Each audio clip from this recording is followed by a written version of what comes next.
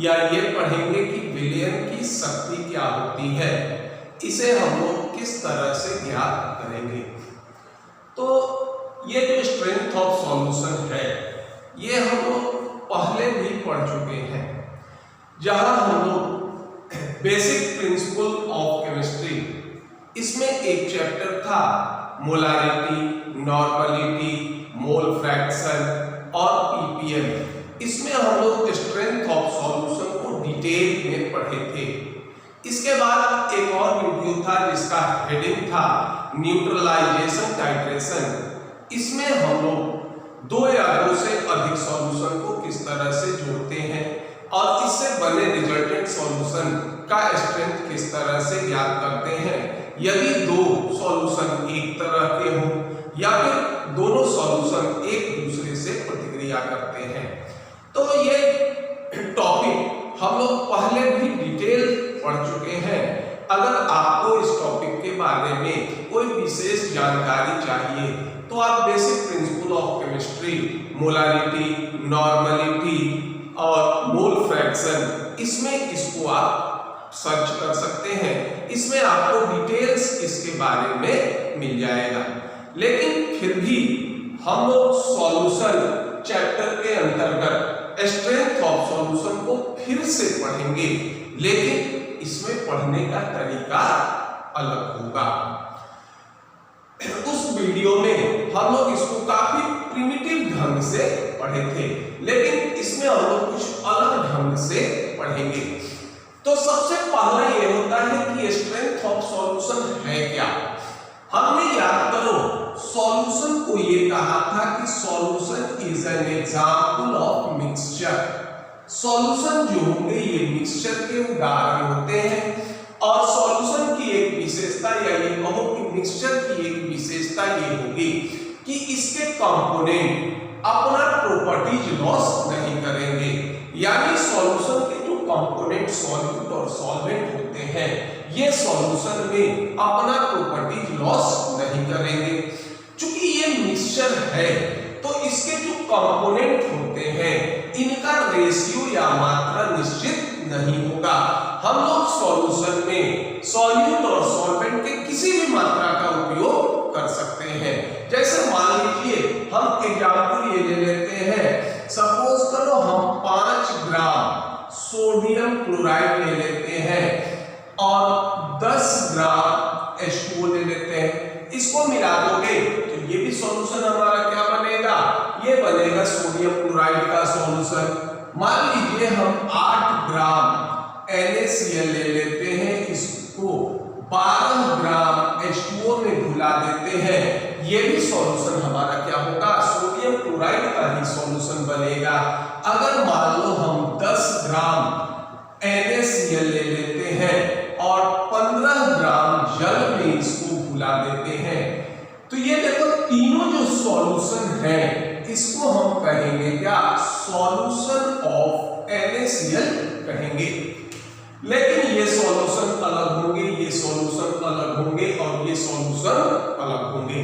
तो हमको तीनों को एक्सप्रेस करने के लिए कोई विशेष अलग नाम हमारे पास नहीं है, तो हम इस तीनों सॉल्यूशन में डिफरेंशिएट नहीं कर सकते, इसमें अंतर नहीं कर सकते। तो अब हम लोग करते हैं क्या कि किसी भी सॉल्यूशन में 3 कंपोनेंट होते हैं, एक को नाम देते हैं या तो सॉल्यूट, दूसरे को नाम देते हैं क्या, सॉल्वेंट, और तीसरे को नाम देते हैं क्या, सॉल्यूशन। तो किसी भी सॉल्यूशन में 3 कंपोनेंट होंगे, एक होगा सॉल्यूट, दूसरा होगा सॉल्वेंट और तीसरा होगा सॉल्यूशन।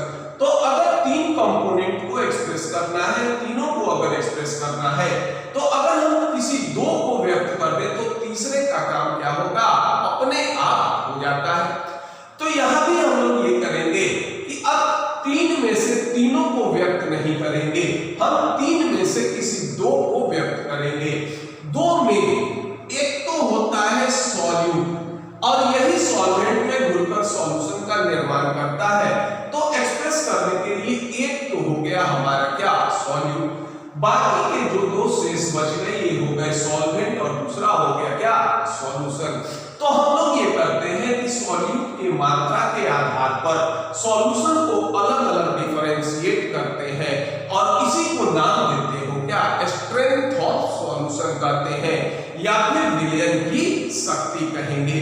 तो हमको दो कंपोनेंट एक्सप्रेस करना है, सॉल्यूट तो एक हमारा है ही, कभी हम क्या करेंगे सॉल्वेंट लेंगे और कभी क्या करेंगे ये सॉल्यूशन लेंगे और सॉल्यूट की मात्रा को अलग अलग यूनिट में एक्सप्रेस करते हैं, कभी ग्राम में व्यक्त कर दिए, कभी मिलीलीटर में व्यक्त कर दिए, कभी मोल में व्यक्त कर दिए, कभी ग्राम इक्विवेलेंट में व्यक्त कर दिए। तो हर तरह से इसको हम लोग व्यक्त कर सकते हैं और इस तरह से विलयन की शक्ति को ज्ञात करने के अलग अलग तरीके होंगे और उसके बाद हम लोग सॉल्यूशन को आसानी से डिफरेंशिएट कर सकते हैं। तो स्ट्रेंथ ऑफ सॉल्यूशन ज्ञात करने का सबसे पहला विधि होगा जिसको नाम देते हो बाय परसेंटेज मेथड। अब देखो परसेंट का मतलब क्या होता है, परसेंट का मतलब होता है क्या, पर 100, परसेंट का मतलब होगा पर 100, यानी अगर टोटल काउंटिंग हम 100 पर करते हैं तो 100 का मतलब ये भी तो हो सकता है कि या तो हम 100 ग्राम काउंट कर रहे टोटल या फिर हम काउंट कर रहे क्या 100 मिलीलीटर काउंट कर रहे। तो जब हम लोग सॉल्यूशन को ग्राम में लेंगे तो ये कहलाएगा परसेंटेज बाय मास और जब वॉल्यूम में यूज करेंगे तो ये कहलाएगा क्या परसेंटेज बाय वॉल्यूम। तो एक कहलाएगा तुम्हारा क्या परसेंटेज बाय मास और दूसरा कहलाएगा आपका क्या परसेंटेज बाय वॉल्यूम कहलाएगा। अब ये कहेंगे कि परसेंटेज जो होते हैं इसमें टोटल मानते हैं कितना 100, तो अब मान लीजिए जैसे यही है तो अब हमारा 5 ग्राम क्या होता है, ये सॉल्यूट होता है, 10 ग्राम सॉल्वेंट होगा, टोटल जोड़ दो सॉल्यूशन हो गया कितना 15, तो 15 में 5 ग्राम तो कैलकुलेट करेंगे किसमें 100 में, तो ये हो जाएगा आपका क्या वेट ऑफ सॉल्यूट बटा ये हो जाएगा वेट ऑफ सॉल्यूशन इनटू 100, ये हो जाएगा किसके बराबर परसेंटेज बाय मास के बराबर। और अगर वॉल्यूम लेते हो तो ये हो जाएगा वॉल्यूम ऑफ सॉल्यूट बटा वॉल्यूम ऑफ सॉल्यूशन इनटू 100 और ये हो जाएगा क्या परसेंटेज बाय वॉल्यूम के बराबर। अब देखिए मान लो हमको इस दोनों को एक्सप्रेस करना है, ठीक, एक सॉल्यूशन था क्या हमारा, ये मान लीजिए ये था 5 ग्राम NaCl प्लस 100 ग्राम H2O। अब देखो दोनों के क्या है सॉल्यूशन और सॉल्यूट ग्राम में है तो ये हो गया क्या परसेंटेज बाय मास। देखिए वेट ऑफ सॉल्यूट कितना है 5, सॉल्यूशन कितना हो गया, ये हो गया 10 प्लस 5, ये हो गया 15 गुने 100, ये हो जाएगा 3 बार में कट जाएगा, ये होगा 33.33% NaCl सॉल्यूशन बाय मास। अब देखो दूसरा क्या होगा, अगर मान लो हम ये काउंट करते हैं, दूसरा सॉल्यूशन ले लो, ये हो गया क्या 8 ग्राम NaCl प्लस 12 ग्राम H2O। तो देखो ये इसका अगर निकालते हो परसेंटेज बाय मास तो देखो 8, 12 और 8 कितना हो गया 20 गुने 100, ये हो जाएगा आपका 40% NaCl सॉल्यूशन बाय मास। अब हम उसी तरह इसका भी वैल्यू निकाल सकते हैं।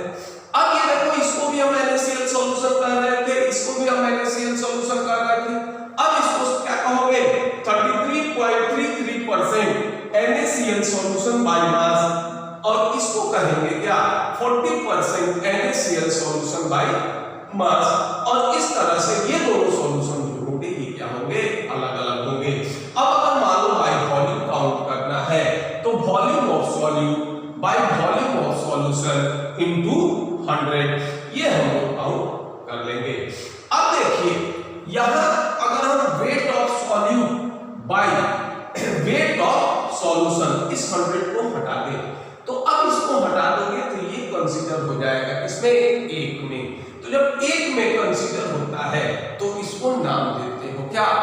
फ्रैक्शन करते हैं।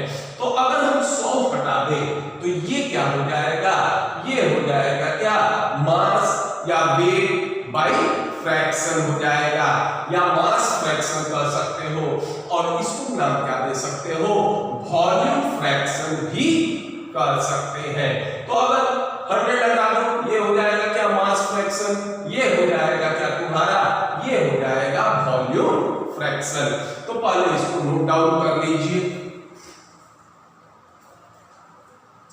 अब दूसरा मेथड लेकर चलते हैं जिसको हम लोग नाम देंगे मोलारिटी।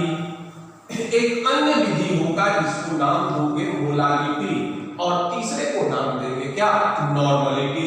पहले देखो यहीं पर भी आ जाते हैं, जैसे मान लो हमने अभी कहा था कि अगर 100 को हटा दो तो ये हो जाएगा आपका क्या, मास फ्रैक्शन।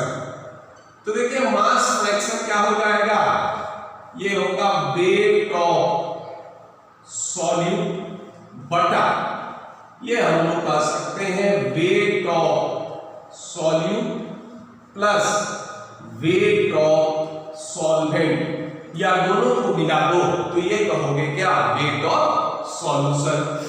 इसी में ये भी हो जाएगा, वॉल्यूम का फ्रैक्शन कर लो, वॉल्यूम फ्रैक्शन।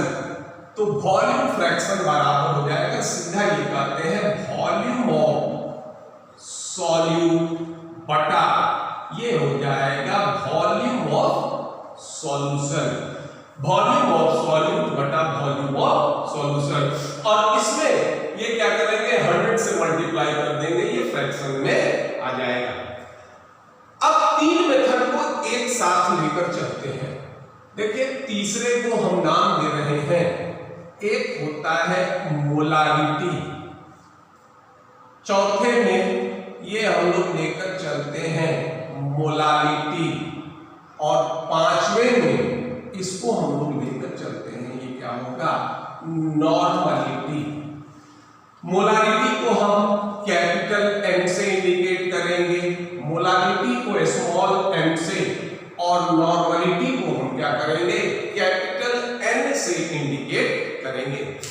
अब देखो तीनों को अगर एक साथ लेकर चलते हैं तो एक कंपैरिजन हो जाएगा, और ये भी पता चलेगा कि इसमें क्या समानता है और इसमें क्या असमानता है।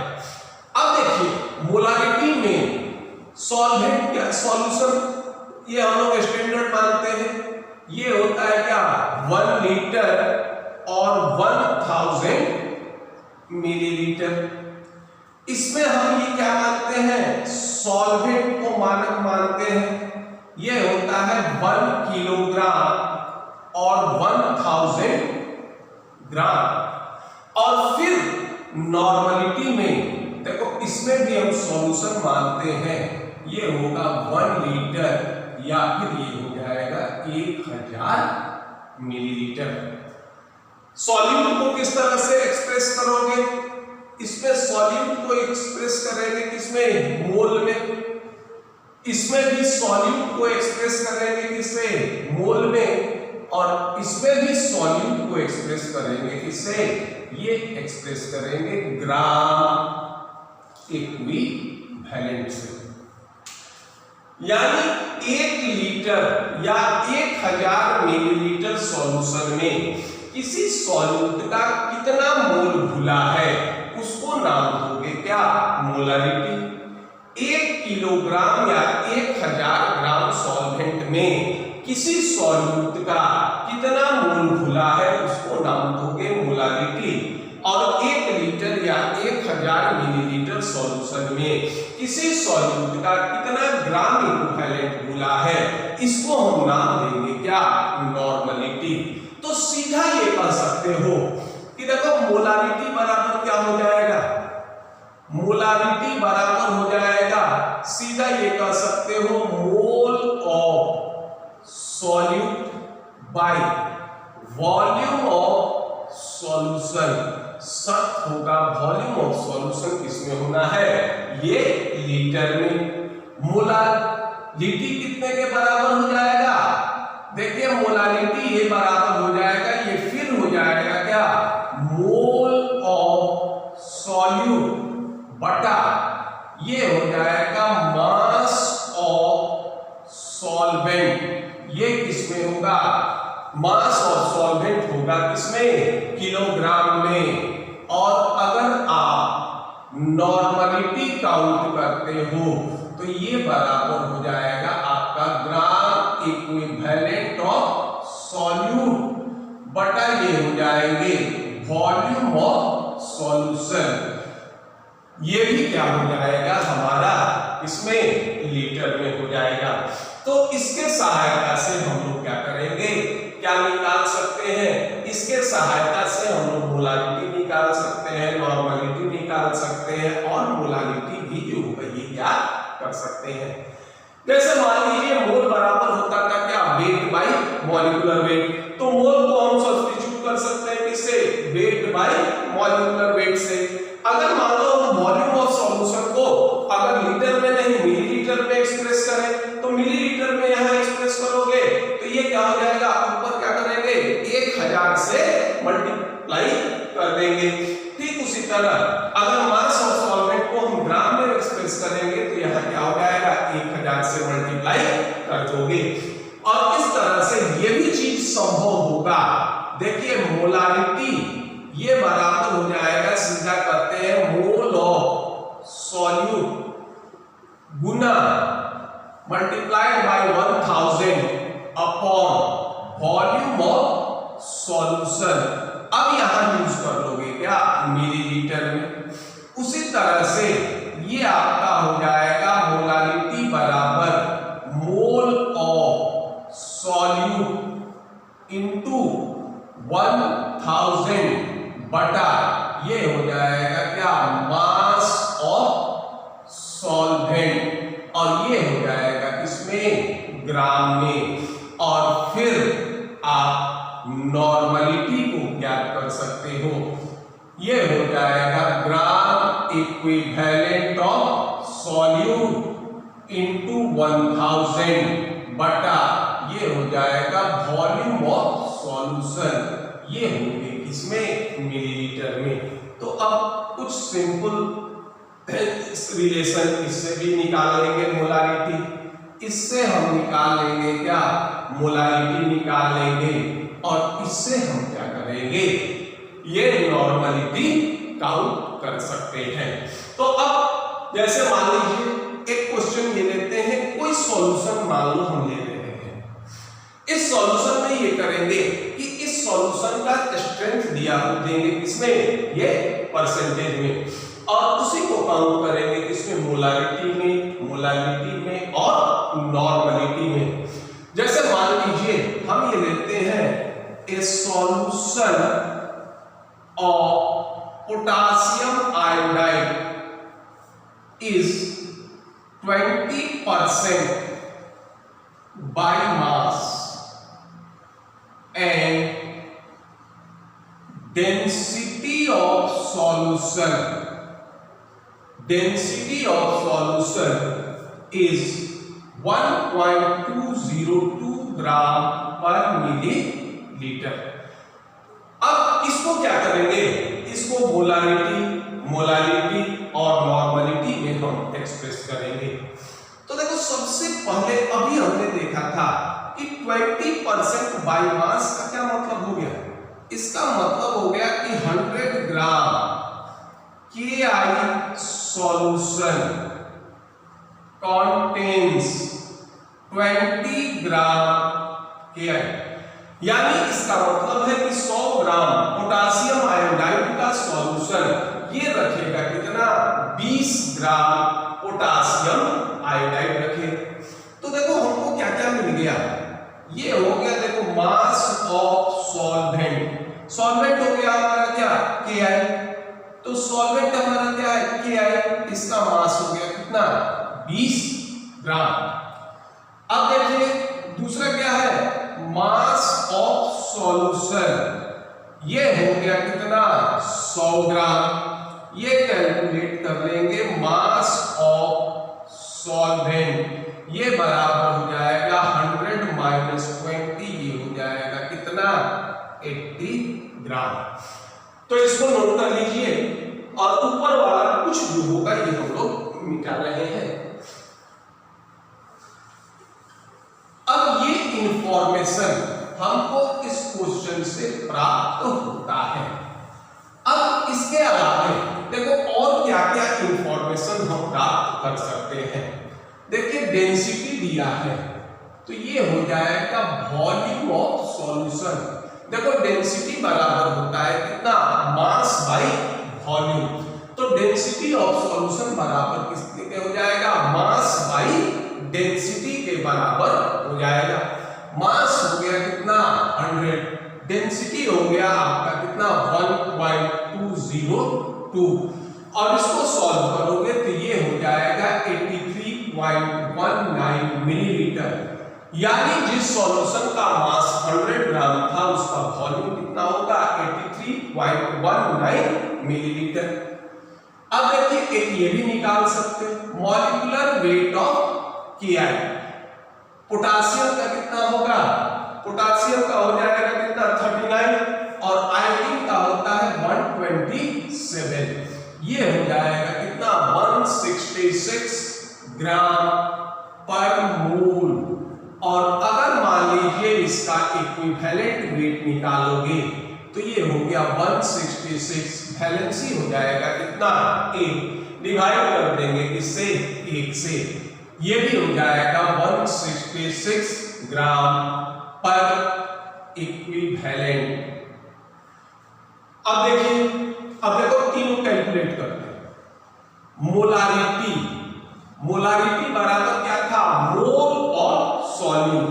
मोल बराबर था क्या, वेट बाय मॉलिक्यूलर वेट 20/166, ये हो गया किसमें, मोल।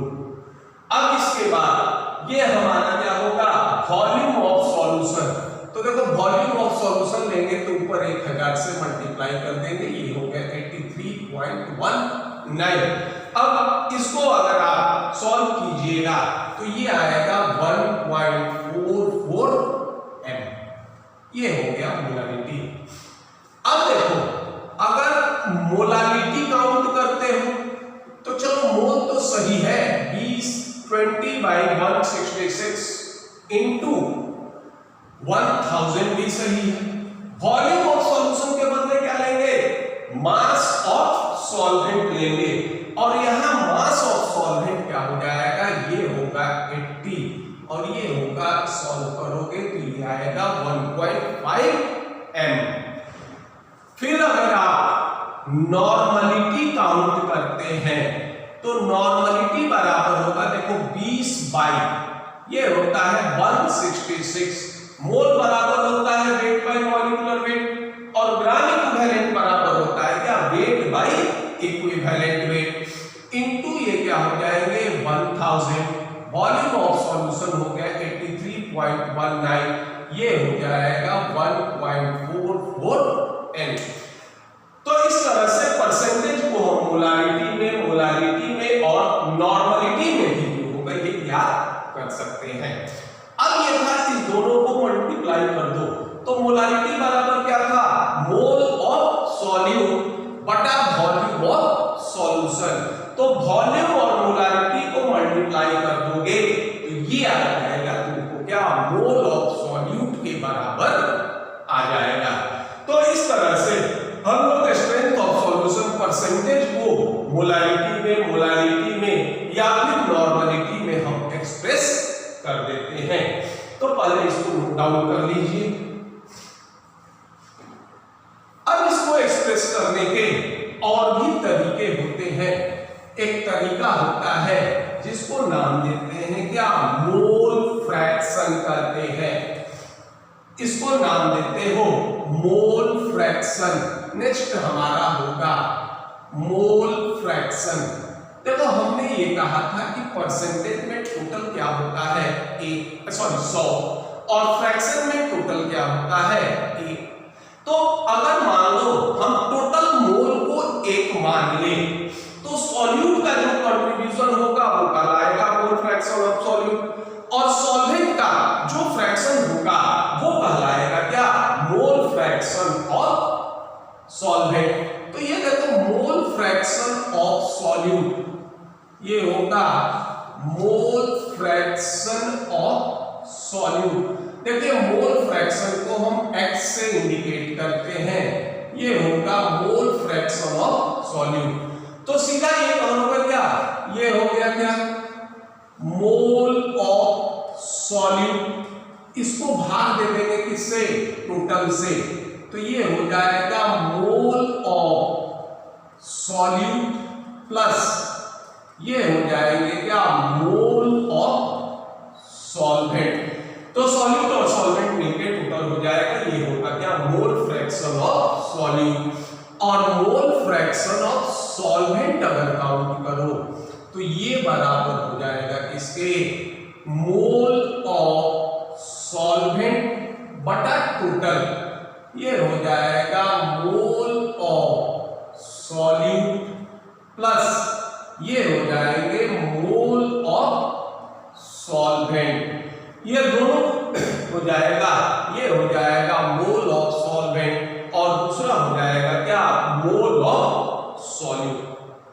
और दोनों को जोड़ दो, मोल ऑफ सॉल्यूट, चूंकि टोटल काउंट किए हैं कितना पर, 1 मोल, तो mole of solute plus mole of solvent या mole fraction of solute plus mole fraction of solvent, ये हो गया mole fraction of solute plus mole fraction of solvent. ये कितने के बराबर हो जाएगा, ये 1 के बराबर हो जाएगा। और अगर इसी को हम 100 से मल्टीप्लाई कर दें तो ये क्या कहलाएगा तुम्हारा मोल परसेंट ऑफ सॉल्यूट और मोल परसेंट ऑफ सॉल्वेंट कहलाएगा। और एक टाइप और भी होता है जिसको नाम देते हो पीपीएम। पीपीएम होता है पार्ट पर मिलियन। अब पार्ट पर मिलियन क्या है, पार्ट पर मिलियन का मतलब ये होता है कि पर मिलियन, मिलियन हो गया 10 to the power 6। तो देखिए अगर सॉल्यूट का मात्रा या ये कहो कि अगर टोटल हम 1 मानते थे तो क्या कहलाता था, ये कहलाता था फ्रैक्शन। टोटल अगर हम 100 मान लेते हैं तो ये कहलाता था क्या परसेंटेज। और टोटल अगर हम लोग मिलियन मान लेंगे तो ये कहलाएगा क्या पार्ट पर मिलियन।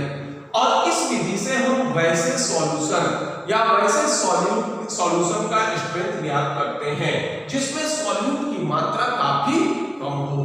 तो जब सॉल्यूट की मात्रा काफी कम होती है तो इसके मोलालिटी या नॉर्मलिटी, इसका मान काफी छोटा होता है और इसी मान को हम इंक्रीज करने के लिए हम इसको काउंट करते हैं किसमें, पार्ट पर मिलियन में। तो पीपीएम बराबर हो जाएगा क्या, देखिए वेट ऑफ सॉल्यूट बटा वेट ऑफ सॉल्यूशन। देखो ये हो जाता था किसके बराबर, ये होता था मास फ्रैक्शन के बराबर। 100 से मल्टीप्लाई किए थे तो ये हो गया था क्या परसेंटेज के बराबर। और अगर हम 10 to the power 6 से मल्टीप्लाई कर देते हैं तो ये हो जाएगा किसके बराबर, पार्ट पर मिलियन के बराबर हो जाएगा। और इस तरह से ये प्रमुख मेथड होते हैं किसके, ये determination of strength of solution के। तो हम लोग ये इसको अलग अलग जो होगा ये देख लिए। अब हम कुछ रिलेशन यहाँ लिख रहे हैं, इस रिलेशन को डायरेक्ट हम लिखते हैं और इससे ये होगा कि हम इसका कन्वर्सन स्ट्रेंथ के एक टाइप से दूसरे टाइप में कर सकते हैं। जैसे मान लो मोलारिटी को नॉर्मलिटी में चेंज कर सकते हैं, मास परसेंट को ये हम लोग मोलारिटी में चेंज कर सकते हैं। इस तरह के कुछ रिलेशन हम यूज कर लेंगे। लेकिन ये जो रिलेशन हम लिख रहे हैं, इस रिलेशन को यूज करने से अच्छा आपका ये होगा कि आप डायरेक्ट मेथड से इसका कैलकुलेशन कर दीजिए। क्योंकि ये जो रिलेशन है, एक तो कोई शॉर्ट प्रोसेस होता है, रिलेशन होता है, इसको चलाने के लिए या इसको यूज में लाने के लिए आपको इस पर मास्टरी हासिल होना पड़ेगा, अन्यथा गलती होने की संभावना अधिक होगी। तो हम इसका यूज तो कर दे रहे हैं, लेकिन आपको ये इंस्ट्रक्ट या सलाह दिया जा रहा है कि जो नॉर्मल प्रोसेस होते हैं, नॉर्मल प्रोसीड्योर्स होते हैं, इसी के अनुसार आप आगे बढ़े। इससे आपका कॉन्सेप्ट भी क्लियर होता है, गलती की भी संभावनाएं क्या होगी, काफी कम होगी। तो अब देखो रिलेशन क्या होता है। तो एक रिलेशन तो हम सीधा नॉर्मलिटी और मोलारिटी में काउंट कर लेते हैं। ये रिलेशन होता है नॉर्मलिटी बराबर ये होता है molarity into valency, molarity into valency या चार्ज ऑन केटायन और एनायन। तो हम सॉल्यूट देखकर मोलारिटी से नॉर्मलिटी में इसको एक्सप्रेस कर सकते हैं। दूसरा रिलेशन ये होता है कि हम लोग परसेंटेज बाय मास, इससे हम लोग क्या करेंगे, ये कैलकुलेट करेंगे, क्या मोलारिटी कैलकुलेट करेंगे। तो उस स्थिति में देखो ये होता है मोलारिटी बराबर परसेंटेज वेट ऑफ सॉल्यूट, ठीक है, बटा 100 माइनस एक्स। देखिए यहाँ x जो होगा ये बताएगा क्या परसेंटेज वेट ऑफ सॉल्यूट। मान लो 20% क्या है सॉल्यूशन बाय मास, तो ये हो गया 20 और x का मास हो गया कितना, ये भी हो जाएगा कितना 20। इसको मल्टीप्लाई कर दो किससे, ये मल्टीप्लाई कर देंगे मॉलिक्यूलर वेट ऑफ सॉल्यूट से, क्या करेंगे मल्टीप्लाई कर देंगे, ये होगा मोलारिटी। तीसरा रिलेशन ये होता है, ये होगा मोलारिटी। अब इसमें देखिए मोलारिटी और मोलारिटी में संबंध होगा, ये हो जाएगा मोलारिटी बटा ये हो जाएंगे density minus molarity into molecular weight of solute divided by 1000। ये रिलेशन हो जाएगा इसमें मोलारिटी और मोलारिटी में। अब इसको पहले नोट डाउन कर लीजिए। अब एक रिलेशन ये होगा मोल फ्रैक्शन ऑफ सॉल्यूट और मोलारिटी का। अब एक रिलेशन इसमें हम लोग ये देखेंगे मोल फ्रैक्शन।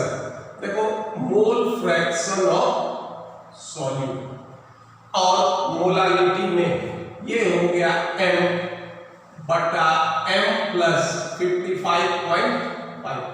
देखो ये होता है m इंडिकेट करेगा मोलारिटी को और ये 55.5 क्या होता है, 55.5 ये होता है कि 1000 ग्राम सॉल्वेंट या 1000 ग्राम H2O ये बराबर होगा किसके, 55.5 मोल के बराबर होगा। दूसरा ये होता है मोल फ्रैक्शन ऑफ सॉल्यूट, इसको भी हम एक्सप्रेस कर रहे हैं किससे, मोलारिटी से।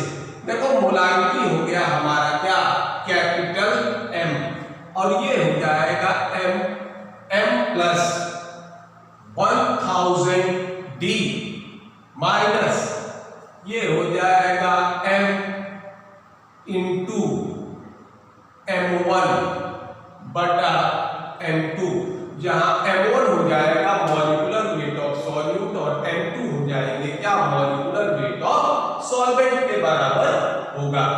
तो ये कुछ रिलेशंस होते हैं, इन रिलेशन का हम यूज करके एक मेथड से दूसरे मेथड में कन्वर्ट कर सकते हैं। लेकिन ये जो मेथड है इससे आसान ये होगा कि आप नॉर्मल प्रोसेस से इसको अलग करें। अब मान लीजिए एक तो चीज ये होता है, एक होता है जिसको नाम देते हैं क्या, इक्विवेलेंट सॉल्यूशन। अब देखो इक्विवेलेंट सॉल्यूशन किसे कहते हैं। अब जैसे मान लो हम सॉल्यूशन को जोड़ते हैं, यहां इसकी जरूरत पड़ेगी। इक्विवेलेंट सॉल्यूशन हम कहते हैं वैसे सॉल्यूशन को जो सिर्फ सॉल्यूट के मात्रा के आधार पर समान हो, वैसे सॉल्यूशन कहेंगे क्या, ये इक्विवेलेंट सॉल्यूशन। तो इसको ये कह सकते हो कि such solution which has same amount of solute, कि उसमें सॉल्यूट का मात्रा क्या हो, समान। अगर ग्राम में ले रहे हो तो ग्राम में समान, मोल में ले रहे हो तो मोल में समान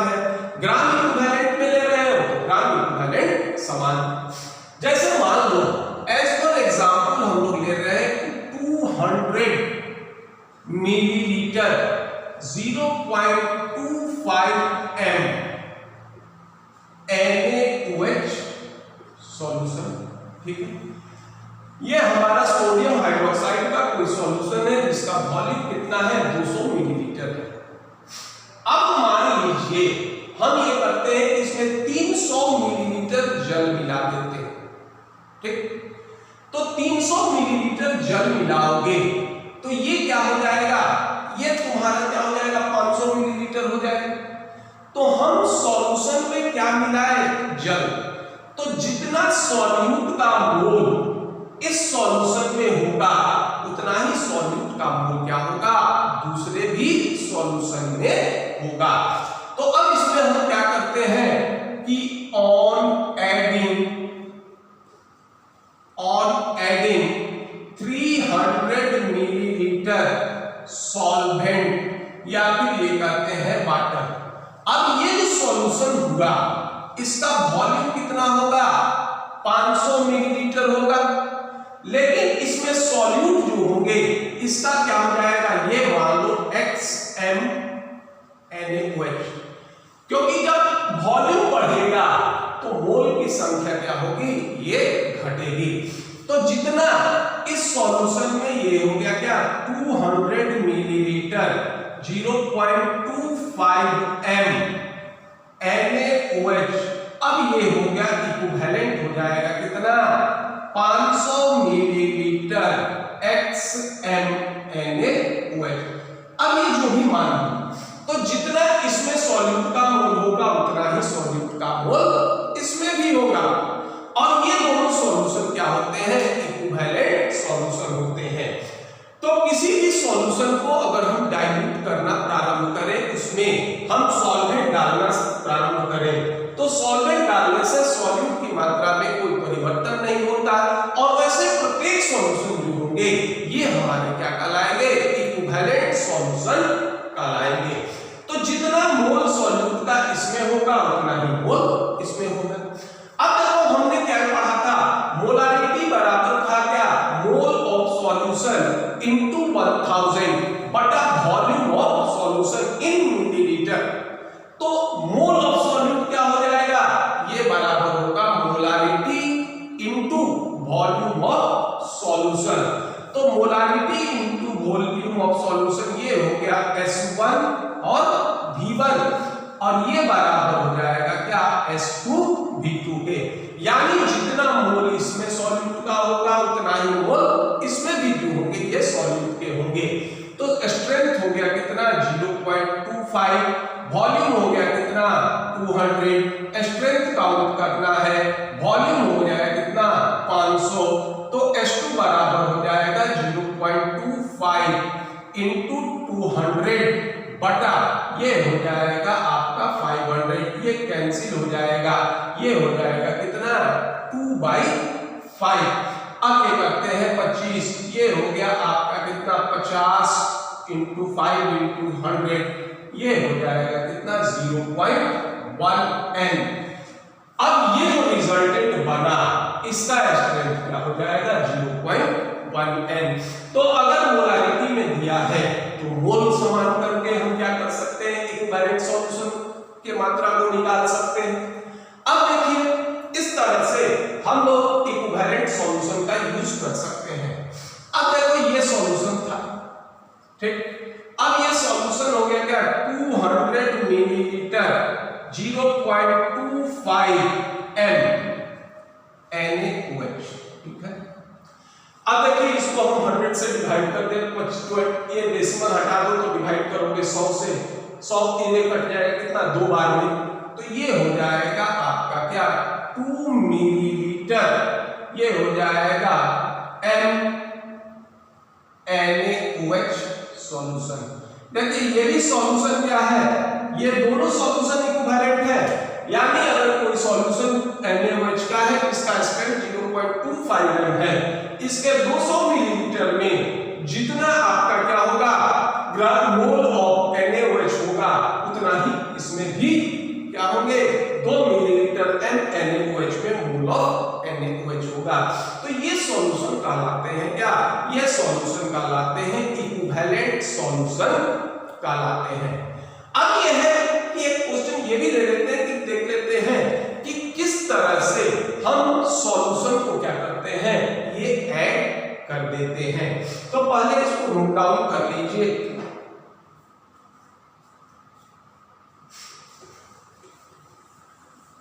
अब इसको नोट डाउन करने के पश्चात अब एक सॉल्यूशन को हम मिक्स कर रहे हैं। देखो जैसे मान लो क्वेश्चन ये है कि 100 millilitre 0.2 N KOH is mixed with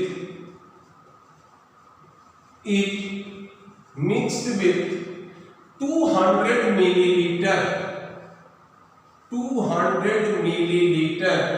of 0.1 M H2SO4 solution. इस दोनों सॉल्यूशन को हम क्या करते हैं, ये मिलाते हैं। इसके बाद ये होगा नेचर ऑफ सॉल्यूशन बताइए।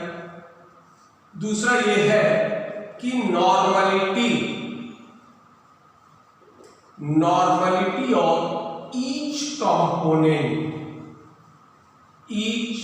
कंपोनेंट, जितने भी कंपोनेंट इसमें बनेंगे उन सबका क्या आपको बताना है, वो सबका आपको बताना है नॉर्मलिटी।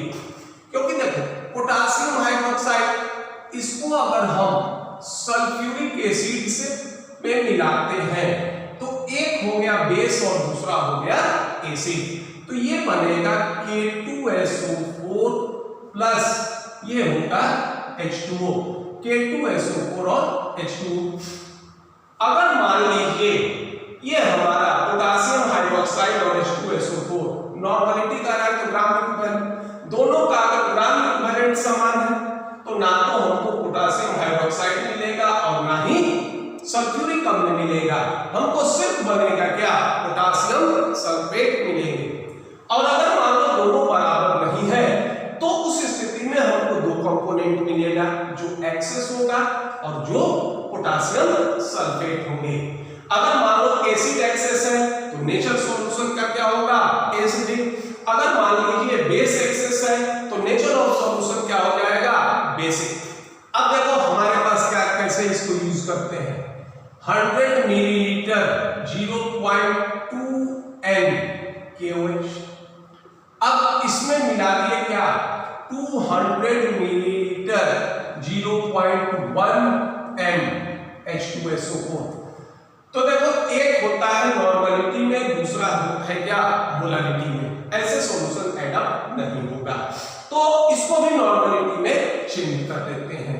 तो याद कीजिए नॉर्मलिटी बराबर क्या दिया था, ये था आपका नॉर्मलिटी बराबर होता था मोलारिटी इनटू वैलेंसी। अब देखो मोलारिटी कितना है 0.1, H2SO4 की वैलेंसी कितना होगा 2, तो नॉर्मलिटी हो जाएगा कितना 0.2। अब देखिए इसको हम लिख दें 100 मिलीलीटर 0.2 N KOH, अब ये हो गया 200 मिलीलीटर 0.2 N H2SO4। अब ये देखिए दोनों को जो होगा ये सॉल्यूशन, अब हम इसको ऐसा करते हैं, ये लिख देते हैं, इस दोनों को मल्टीप्लाई कर दो तो ये हो जाएगा तुम्हारा कितना 20 मिलीलीटर NaOH प्लस ये हो जाएगा कितना, ये होगा बटा 10 1 0, ये हो जाएगा कितना 40 मिलीलीटर, ये होगा क्या NH2SO4। ठीक है, अब ये दोनों सॉल्यूशन देखिए इक्विवेलेंट हो गया, ये दोनों सॉल्यूशन क्या हो गया इक्विवेलेंट हो गया। हमने ये कहा था कि पोटासियम हाइड्रोक्साइड सल्फ्यूरिक अम्ल से प्रतिक्रिया करेगा, तो 20 मिलीलीटर NaOH ये प्रतिक्रिया कर जाएगा किससे 20 मिलीलीटर NH2SO4 से, तो शेष बच जाएगा कितना 20 मिलीलीटर NH2SO4 बचेगा, प्लस ये क्या होगा 20 मिलीलीटर NaOH, 20 मिलीलीटर NH2SO4, तो ये बनेगा क्या, ये बनेगा 20 मिलीलीटर NK2SO4। अब देखिए चूंकि इसमें एसिड क्या होता है, अधिक है, तो नेचर क्या हो जाएगा, नेचर हो जाएगा आपका सॉल्यूशन का एसिडिक। अब ये जो सॉल्यूशन थे इसमें एक कंपोनेंट रहेगा H2SO4 और दूसरा रहेगा क्या हमारा, ये रहेगा क्या K2SO4।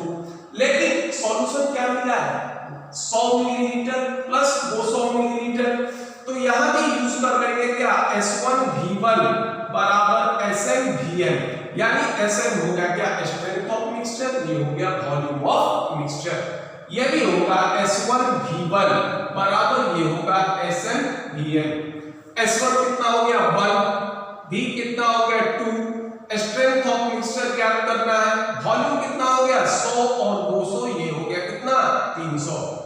Sn क्या हो गया स्ट्रेंथ ऑफ मिक्सचर 20/300, ये कट गया 2 से हो गया कितना 15, ये हो जाएगा 1/15, क्या हो जाएगा ये NH2SO4, और यहां भी सेम हो जाएगा, ये होगा 1 × 20, स्ट्रेंथ ऑफ मिक्सचर काउंट कर रहे हैं, वॉल्यूम ऑफ मिक्सचर 100 + 200, ये हो गया क्या 300, स्ट्रेंथ ऑफ मिक्सचर हो जाएगा 20/300, और ये होगा स्ट्रेंथ ऑफ मिक्सचर होगा 1/15N, ये होगा K2SO4। तो इस तरह से विलेन का नेचर क्या हो जाएगा, एसिडिक हो जाएगा। इसमें दो कंपोनेंट मिलेंगे, एक होगा H2SO4, दूसरा होगा K2SO4। तो H2SO4 का स्ट्रेंथ होगा 1/15N और K2SO4 का भी स्ट्रेंथ हो जाएगा कितना 1/15N।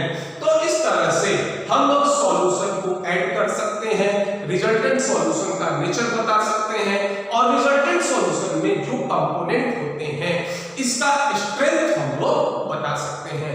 तो ये आपका होगा determination of strength of solution. इसके अलग अलग जो होंगे ये क्या होते हैं, तरीके होते हैं, और इनको हम एक दूसरे में क्या करते हैं, मिक्सअप कर सकते हैं या चेंज कर सकते हैं। तो ये आपका स्ट्रेंथ ऑफ सॉल्यूशन होगा। यदि आपको ये वीडियो पसंद आए तो इसे लाइक कीजिए, सब्सक्राइब कीजिए। धन्यवाद।